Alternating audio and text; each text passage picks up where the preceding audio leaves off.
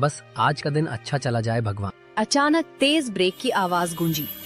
एक कार आकर आर्यन की साइकिल से टकरा गई। केतली सड़क पर लुढ़क गई और आर्यन जमीन पर गिर पड़ा। मेरी साइकिल, मेरी सारी चाय गिर गई। डैम इट, तुम जैसे सड़क छाप लोगों को अक्ल क्यों नहीं होती। मेरी 2 करोड़ की कार पर खरोंच आ गई है। जानते भी हो इसका पेंट ठीक कराने में कितना खर्चा आएगा। तुम्हारी पूरी खानदान बिक जाएगी, फिर भी भरपाई नहीं होगी। सर, गलती आपकी थी। आप रॉन्ग साइड से आ रहे थे। देखिए, मेरी साइकिल टूट गई है। आज का सारा दूध और चाय बर्बाद हो गई। मेरा पूरा दिन बर्बाद हो गया सर। तुम्हारा दिन? तुम्हारे दिन की कीमत क्या है? 200-300 रुपए? और मेरी कार के एक स्क्रैच की कीमत लाखों में है। अपनी औकात देखकर बात किया करो लड़के। सर, पैसा आपके पास ज्यादा होगा और सड़क पर चलने का हक सबका बराबर है। कम से कम माफी तो मांगिए। माफी? मेहरा ग्रुप का मालिक तुमसे माफी मांगे?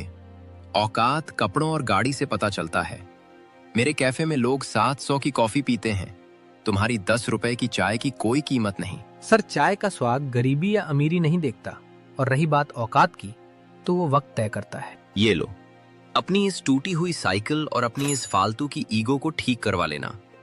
दोबारा मेरी गाड़ी के सामने दिखें तो सीधा जेल भिजवा दूंगा। मेहरा अपनी कार में बैठकर निकल जाते हैं। आर्यन सड़क पर बिखरी हुई चाय और टूटी हुई साइकिल को देखता है। घर में राशन खत्म था और आर्यन के पास अब बेचने के लिए अपनी किताबों के अलावा कुछ नहीं बचा था। माँ, मैं शहर जा रहा हूँ। पुरानी किताबों की दुकान वाला कुछ पैसे दे देगा। आज रात का खाना उसी से आएगा। रुक आर्यन। क्या हुआ माँ? ये ले, इसे बेच दे। नहीं माँ, ये तो बाबूजी की आखिरी निशानी है। उन्होंने अपनी पूरी जिंदगी की कमाई से ये आपके लिए बनवाई थी।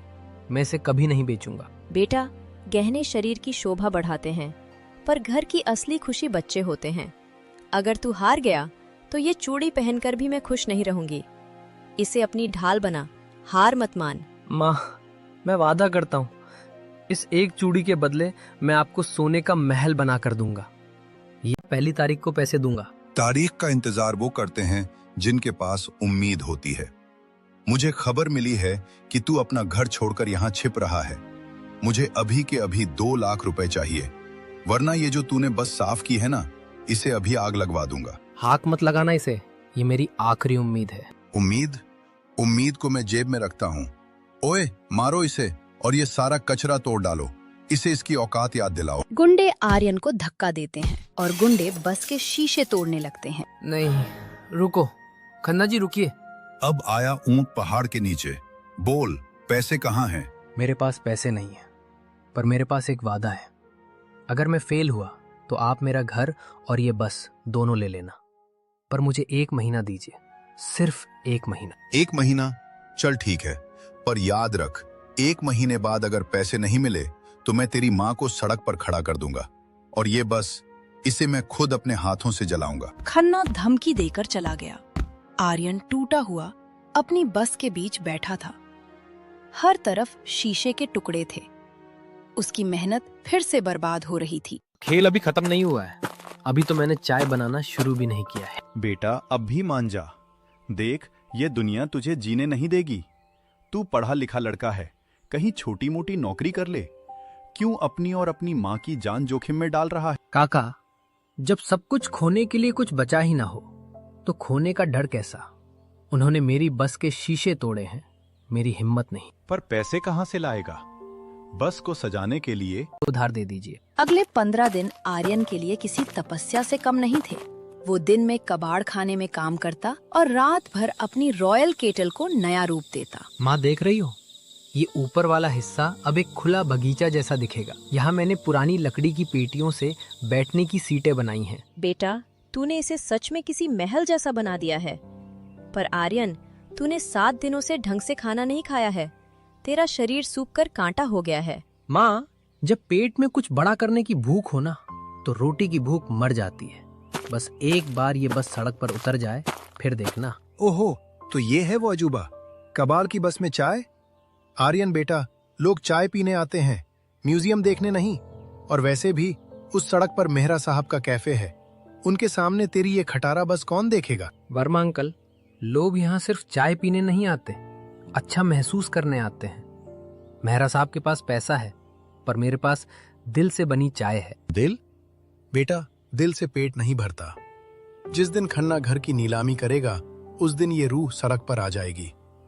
लिख के ले ले, तू बर्बाद होगा। चाचा, मुझे ऐसी चाय चाहिए जिसे पीते ही इंसान को अपने गांव की मिट्टी और अपनी जड़ों की याद आ जाए। आर्यन ने हार नहीं मानी। उसने एक पुराने शेफ के साथ मिलकर एक ऐसी चाय तैयार की जो आज तक किसी ने नहीं पी थी, जाफरानी शाही चाय। अगली सुबह शहर में एक बहुत बड़ा ग्लोबल टेक इवेंट था। दुनिया भर के अमीर बिजनेसमैन वहां आए थे। अचानक ट्रैफिक जाम हो गया। एक बड़ी काली गाड़ी आर्यन की बस के ठीक बगल में आकर रुकी। ये इंडिया का ट्रैफिक। हमें मीटिंग के लिए 15 मिनट में पहुंचना है और हम यहाँ फंसे हैं।